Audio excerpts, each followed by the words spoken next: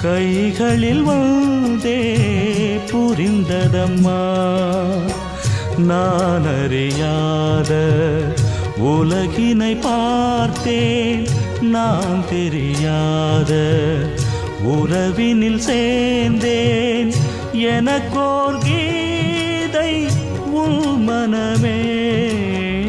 படிப்பேன் நானும் தினம் தினமே பரவசமானே அன்பே